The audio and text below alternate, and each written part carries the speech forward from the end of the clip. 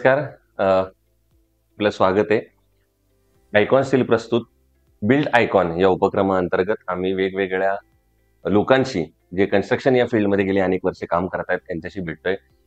वाशिम मध्ये प्रामुख्यानं या भागामध्ये आप गेल्या अनेक वर्षापासून चांगलं काम करताय. म्हणजे मला सांगायला अतिशय आनंद होतो की माझ्याकडे 34 वर्षांपेक्षा जास्त काळ तुम्ही या सिव्हिल लाईन मध्ये काढलेले आहेत. आणि मग अशी बोलताना मी त्यांना विचारलं तर ते म्हणाले आता किती प्रोजेक्ट केले आठवत नाही.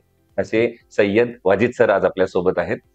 कारण मला असं वाटतं नेहमी की काम चांगलं करावं आणि ते विसरून जावं. अच्छा काम करिए और आप भूल जाइए. अगर आप भूलेंगे तो आप और अच्छा काम करेंगे. आणि माझ्या मते हीच त्यांची भावना असेल. बातों को शुरुआत करने से पहले मुझे ऐसा लगता है कि आपके बारे में हम कुछ सुनना चाहेंगे, जिसमें आप बिल्कुल, बिल्कुल। हमको बताइए कि आपका स्कूल डेज कैसे थे, फॉलोड बाय कॉलेज डेज कैसे थे, और आपको ऐसा क्या लगा कि आप सिविल लाइन में आएंगे? हाँ, मेरी सर प्राइमरी जो तालीम हुई है मंगरूळ पीर मिडिल स्कूल में, उर्दू मिडिल स्कूल में हुई, नगर परिषद की। ओके, वहाँ से हमने आगे बढ़ के फिर हाई स्कूल में गए, वो कलंदरिया मंगरूळ में है, कलंदरिया उर्दू हाई स्कूल मंगरूळ पीर। ओके, वहाँ से 10वीं पास आउट करके डायरेक्ट फिर मुझे ऐसा थोड़ा सा समझ आ गई थी कि कौन सी फील्ड में, डॉक्टर फील्ड में जाना है या अच्छा, इंजीनियरिंग में, लेकिन मेरा आजादी उस वक्त था इंजीनियरिंग में ही थी, अच्छा, क्योंकि उस वक्त में नया नया हमारे पिताजी ने घर बनाए थे। ओहो, इंजीनियर लोग आते थे, वो देखते थे, उनसे मैं क्या बात है, उससे इंस्पायर होने के बाद सर फिर मैंने खुद पिताजी को बोला कि मैं इंजीनियरिंग में जाना चाहता। ओके, चलो पिताजी ने कुछ कॉन्टेस्ट जमा करके मुझे नागपुर ले गया, वहाँ मेरा एडमिशन हो गया आसानी से, मेरा परसेंटेज अच्छा था। अच्छा, चलो मैंने वहाँ से फिर मेरा इंजीनियरिंग करके हम लोग फिर वहाँ से पास आउट भी हो गए। ओके, और कॉलेज लाइफ तो कुछ बयान करना नहीं है इसमें। अच्छा, तो कॉलेज लाइफ ऐसा था सैयद वाजिद सर का कि जिसमें वो बताना नहीं चाहेंगे, तो अगली बार जब आएंगे तो खाली उनके अगली बार मैं थोड़ा बताऊंगा सर। हाँ कैमरा बताएंगे कि कॉलेज लाइफ कैसे थी। जी हाँ, तो चलिए, तो अब यहाँ तक हम लोग पहुंचे कि जी। आपने ये सिविल लाइन में काम शुरू किया, तो पहला प्रोजेक्ट क्या, अगर याद नहीं है लेकिन फिर भी क्या याद आता नहीं, है? मुझे पहला प्रोजेक्ट अच्छे से याद है सर, क्योंकि मेरा बिल्कुल वो मील का पत्थर था। ओके, मैं वहाँ था, मेरे एक दोस्त थे वहाँ पर, मुजाहिद इकबाल करके, ओके, उनके बड़े भाई इंजीनियर थे, तो उन्हें मुझे ट्रांसफर ऑफर दिया कि एक ओके, स्पिनिंग व्हील बन रही है वहाँ पर, एक इंजीनियर की जरूरत है, हम्म, आप तो नए हो, जाना चाहते तो मैं आपको वहाँ पर पॉइंट कर देता। ओके, मैं वहाँ पर चला गया। ओके, मुझे कुछ पेमेंट का मालूम नहीं था, कितना पेमेंट देंगे, क्या देंगे। उस वक्त में 90 की बात कर रहा हूँ, मैं वाह, 90 में मुझे, मैं जब ज्वाइन हुआ तो मुझे पता चला कि मुझे 500 रुपये महीना देंगे, ओ, 500 रुपीज, फाइव लेकिन हंड्रेड खाना पीना 3 वक्त देंगे, मुझे कपड़े धुल के मिलेंगे सारे, मेरे पास नौकर चाकर सब कुछ थे, लेकिन मैं वहाँ पर इंजीनियर। अच्छा, तो मैंने जब काम स्टार्ट किया, स्पिनिंग मिल थी वो, JGM स्पिन मिल, वो अपना मनसा रोड पर है वो, ओके, वहां पर मैंने काम, जबलपुर रोड पर है spinning mill, okay, JGM spinning, वो मेरे हाथ का ही कंस्ट्रक्शन स्टार्ट किया मैंने। तो वेरी नेक्स्ट मंथ वो वहाँ के जो डायरेक्टर थे, उन्होंने मेरा पेमेंट डबल कर दिया, मेरा वर्क देख क्या के बात सर, कर रहे हैं, क्या बात एक है, हजार रुपये 1,000 रुपये मैं हो बड़ा गए, खुश हूँ। वाह, चलो फिर मैंने वहां पर 1 साल काम किया, फिर इसमें मिल कंप्लीट की मैंने। हम्म, और स्पिनिंग मिल कंप्लीट करने के बाद फिर मैं वापस नागपुर आया। हम्म, नागपुर में बहुत सारे कंस्ट्रक्शन किए, रेसिडेंशियल किए, रोड वर्क किए। हम्म, 95 में सर मेरा एक प्रोजेक्ट फिर मेरे हाथ लगा, ओके, रिसोर्ट में गोंडाला करके है, वहां पर डैम प्रोजेक्ट मुझे मिला। एक मेरे अच्छा, दोस्त थे नागपुर के, राकेश लालवानी करके, वो ओके, मेरे साथ की थे, भले इंजीनियर नहीं थे, लेकिन हम लोग वहाँ नागपुर में उठा बैठा करते थे बनो, हमारे साथ। तो उन्होंने मुझे यहाँ लेके आ गया, चलो उनके फादर बड़े कॉन्ट्रैक्टर थे, हम्म, तो भाजी तुम्हें वहाँ चलना है, बोले हमारे साथ में कुछ लॉस हो रहा है और तुम चल के वो देखो, बोले। तो मुझे फिर वो पूरा मैंने डैम प्रोजेक्ट किया सर, अच्छा, क्या बॉटम बात, टू टॉप मैंने वाह, किया, उससे वाह, मुझे एक्सपीरियंस है। 1 डेढ़ साल लगा मुझे वहां से वापस आके, फिर मैं वापस नागपुर गया। हाँ, नागपुर से सन 2000 में फिर मैं वापस मंगरूल आ गया सर, अच्छा, अपने गांव में फिर अपने से गाँव नेटिव वापस, प्लेस में। पिताजी ओके, बोले आ जाओ करके, तो अब पिताजी का हुक्म था। हाँ, सारे वहाँ के दोस्त ब्रदर नागपुर के बोले कि अरे यार क्यों जाते हो नागपुर छोड़ के, बोला, नहीं मेरे पिताजी का हुक्म, मुझे जाना है। क्या बात है, तो मैं वहाँ आ गया, फिर यहाँ आने के बाद फिर मुझे भगवान ने सर बहुत काम दिया, इज्जत दिया, दौलत दिया, शौहरत दिया, सब कुछ दिया, वाह, क्योंकि मैंने पिताजी के सुना था। वाह, क्या बात है, हाँ सर, ये दिल की बात ये है दिल की बात है सर मेरी। कि पिताजी ने बोला था हाँ, और आप फिर से वापस आ गए, वापस यहाँ आ गए, और सर फिर मैंने पीछे पलट के नहीं देखा कोई काम क्या बात, हमको। मेरे यहाँ पर रेसिडेंशियल बिल्डिंग्स बहुत है, मैंने बड़े बड़े काम भी किया हूँ, अच्छा, अच्छे किया हूँ। वेरी गुड, ऐसा मेरा सफर रहा। नहीं नहीं, बहुत अच्छा सफर था। इसमें से एक पार्ट आपने जो मिस किया वो अगली बार आप बताएंगे, ये भी आपने बताओ क्या miss किया। चलो, वो तो ऐसे हर मजे में मैंने मजे सुन की लिया। बात। दूसरा ऐसे मैं पूछना चाह रहा था कि आपने इतने सालों में मतलब इंडस्ट्रियल प्रोजेक्ट्स, मतलब जिसको डैम वगैरह बोलेंगे, आपने वहां से शुरुआत की, अभी रेसिडेंशियल में भी आप हाँ काम कर रहे हो, हाँ, इसमें अनस्किल्ड लेबर का परसेंटेज बहुत ज्यादा है बहुत। कंस्ट्रक्शन हाँ लाइन में। हाँ। लेकिन अनस्किल्ड लेबर अगर गलत जगह पे आपने इस्तेमाल किए जी तो बहुत बड़े हादसे भी हो सकते हैं। जी। तो इसका कुछ एग्जांपल दे सकेंगे, या कहाँ पे अनस्किल्ड लेबर यूज करना है और कहाँ पे यूज नहीं करना है, ऐसे कुछ पैरामीटर्स बता सकेंगे आप? सर जैसे मैंने डैम प्रोजेक्ट किया, उसके अंदर अनस्किल्ड लेबर बहुत सारी रहती है। बराबर। तो लेकिन उनके साथ में हम लोग जो स्किल जो वर्कर रखते हैं, तो वो बराबर हम तो रहते ही है, लेकिन उनको वो गाइड करते हैं कि भैया चलो डैम स्लोपिंग करना है, वहाँ मशीन काम कर रही है, मशीन के साथ में लेबर को थोड़ा लेके काम करनी पड़ती है। मतलब वो अंतर बना के रखना पड़ता है। तो एक अच्छा। कहीं मशीन से कुछ बड़ा पत्थर उलझ जाए या कुछ हो जाए तो उनको थोड़ा उसका वो मेन रखता है, वो मेन रहता इंस्ट्रक्शन मेन है। बराबर। आप मैंने शुरू में जैसे बताया कि पिछले 30 35 40 साल से आप काम कर रहे हैं, लेकिन इसमें आपने बहुत सारे चेंजेस देखे ये फील्ड में। उसके साथ आप एक चेंज देखते होंगे टेक्नोलॉजी का। बना। तो ये टेक्नोलॉजी का रोल कैसा रहा है और आज क्या रोल है टेक्नोलॉजी का सिविल लाइन में, कैसे चल रहा है? सर पहले हमारे जमाने में जो हम लोग, मैं एक चीज मैं बताना भूल गया, जब हम कंप्यूटर कॉलेज करते थे, हम्म। मेरे कॉलेज में सर एक कंप्यूटर आया था। एक कंप्यूटर आया था और उसको दिखाने के लिए हमारा एक पीरियड बाप रे। बाकायदा मुकर्रर था। आपको सब स्टूडेंट को जाके वहां हाथ बांध के खड़ा होना है। पहले आधे घंटा पहले, 1 घंटा पहले तो वो रूम को एसी किया जाता था, ठंडा अच्छा। किया जाता था वो ठंडा। कंप्यूटर के लिए। तो चलता ही नहीं था बगैर एसी के। बराबर। तो अभी अभी एसी हुआ नहीं, अभी टेम्परेचर मेंटेन हुआ नहीं, आप रुक जाओ। फिर वो टेम्परेचर मेंटेन होता तो फिर हम अंदर जाते थे, फिर हमको एक ऑपरेटर बताता कि इस तरह चालू होता है, ये माउस कहते हैं, वाह। ये बाप रे, वहां से हमने शुरुआत की। स्टार्ट किए। कीबोर्ड कहते हैं या डेस्कटॉप है, तो वहां से हमने स्टार्ट की। शुरुआत की। तो वो अब वहां से अब हम अब बाकी काम तो फिर हमारा ट्रेसिंग वगैरह तो हाथ से करते थे। कौन से करता सब ड्राइंग फिर सब वगैरह? ड्राइंग वगैरह मेरे बहुत सारे इतने से गट्टे रखे हैं मेरे घर पे, आप देखेंगे ताज्जुब करेंगे इतनी ट्रेसिंग आपने कैसे किया। बराबर। रात को दिन को मेरा चश्मा मेरा बहुत भारी है, क्योंकि मेरे ट्रेसिंग का इतना उस पर असर हुआ है मेरे आंखों पर ओ हो। बहुत ज्यादा। बराबर। तो वे सर टेक्नोलॉजी का फर्क रहा है। टेक्नोलॉजी का हाँ, फर्क लेकिन हमने हाथ में इतनी मेहनत किया सर। है। लेकिन आपने ये अडॉप्ट कैसे किया फिर ये चेंजेस, जब हाथ से करते थे और आज ये कंप्यूटर से पूरा काम? सर मार्केट में आया आया जब ये कंपटीशन आया, तो हम्म। हमको फिर सर मालूम हुआ कि नहीं, हमको भी जैसे कंप्यूटर सीखना है मैंने। बराबर। फिर हमने स्पेशल एक क्लासेस लगाई। मैं अप क्या डाउन, बात कर रहे हाँ हैं? अप डाउन करता सर मैं मंगलुरु से बिल्कुल। एक अच्छा। एक क्लास 2 घंटे की क्लास रहती थी, वापस शाम को फिर वापस आता था। ये दिन भर काम करने के बाद 5 बजे मैं अकोला जाता था, वो 2 घंटे क्लास सीख कर वापस मंगलुरु लगा। वाह। तो हमने इस तरह से कंप्यूटर सीखे। आज बराबर। माशाल्लाह एक करम है कि चलो हम कंप्यूटर में पूरा काम हमारा कर लेते हैं, कर जनरल कर लेवल लेते हैं, में। हाँ, बराबर। लेकिन ये टेक्नोलॉजी के साथ तो बढ़ना ही है भर आगे, नहीं है अगर आगे। काम करना नहीं तो उसके बगैर सर आप नहीं सर्वाइव हो सकते। है। बराबर।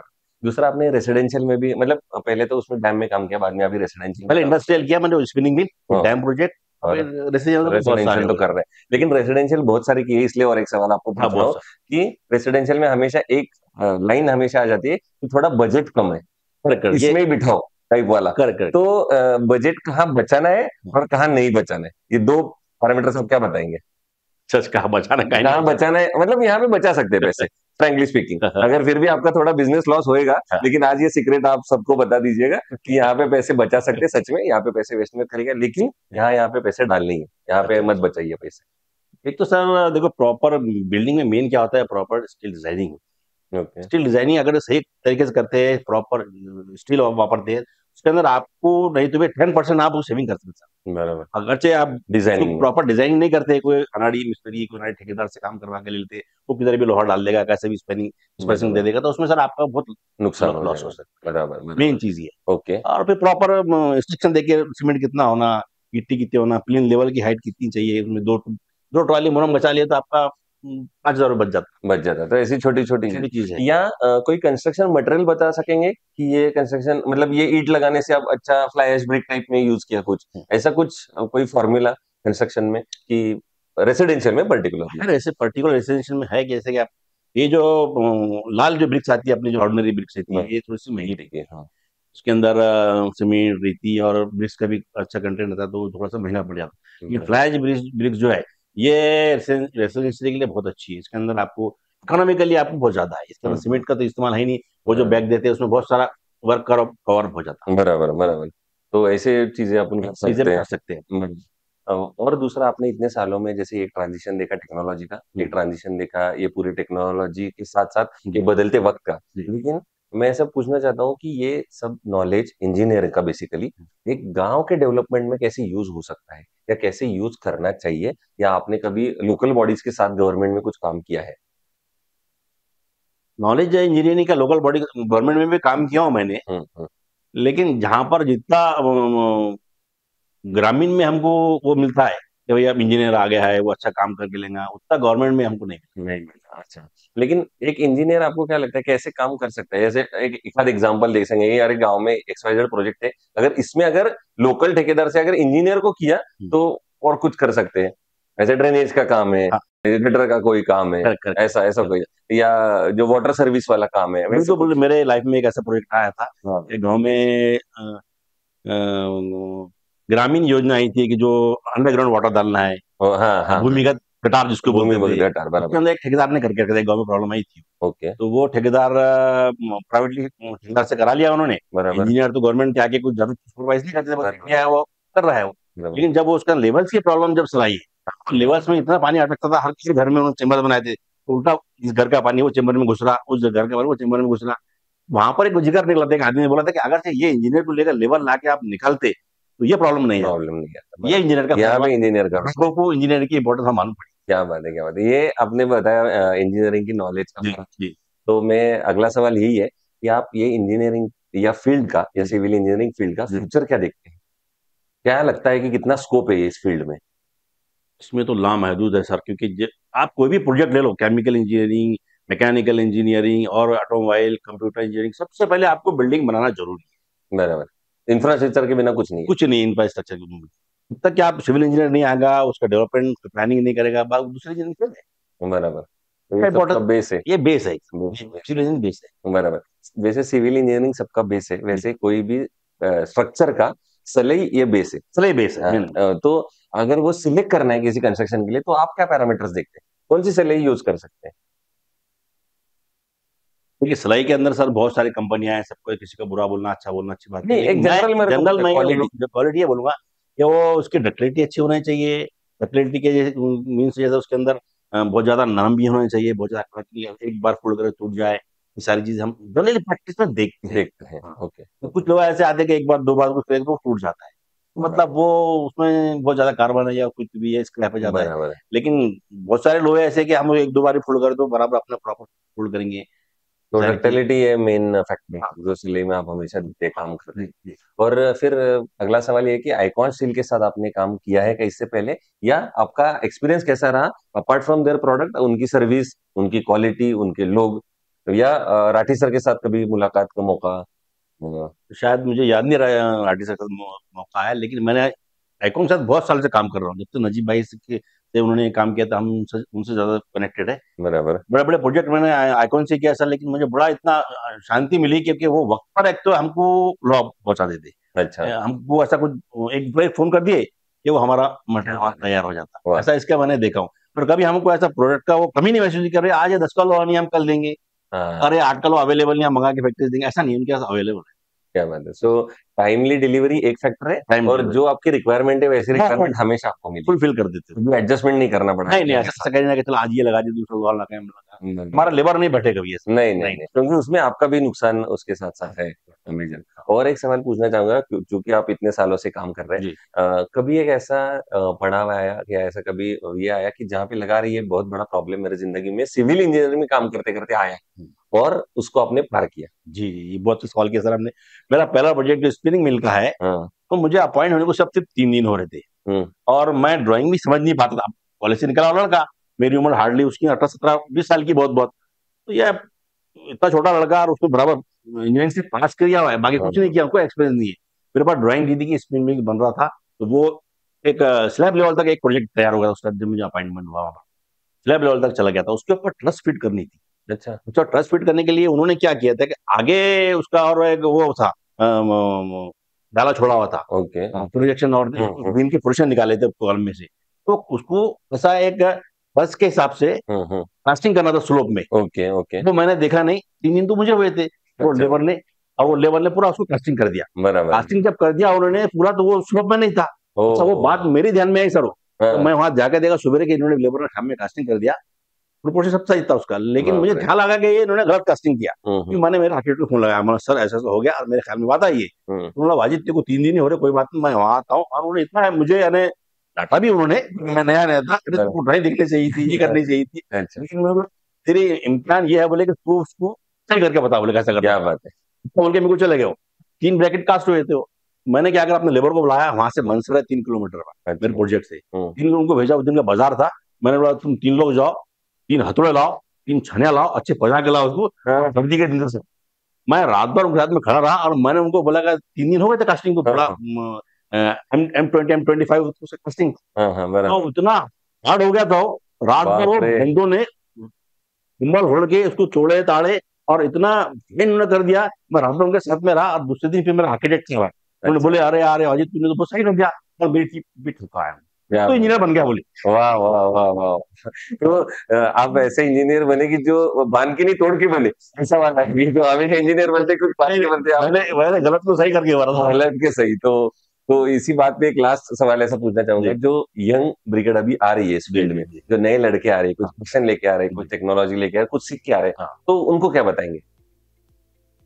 एक तो सर सबसे पहले इंजीनियरिंग वर्क ऐसा है कि आप जितना हार्ड वर्क करेंगे आपको उतना फायदा है। ओके। हार्ड वर्क के साथ मिंदरसन मैं ये बोलूंगा कि आपको ईमानदारी से काम करना पड़ेगा। हम्म। लेबर के साथ लेबर होकर काम करना पड़ेगा। लेबर होकर मीन्स नहीं कि ऐसा आप हथौड़े पेंचिल लेकर काम मत करो, बराबर। लेकिन उनको वहां खड़े रहकर सुपरवाइज करो कि बाबा ये ऐसा है, हम्म। ये ब्रिक्स में इनके जॉइंट में मसाले ऐसे भरते हैं, ये सलिया ऐसी बांधती है, ये बराबर। सलिया देखो उसका कम ज्यादा से ऐसा करना है, उसका ओवरलैप कितना होना चाहिए, सारा आप खड़े रहकर आप लेबर को सिखाओ, बताओ और आप उसका रिजल्ट भी अच्छा पाएंगे। क्या मानो।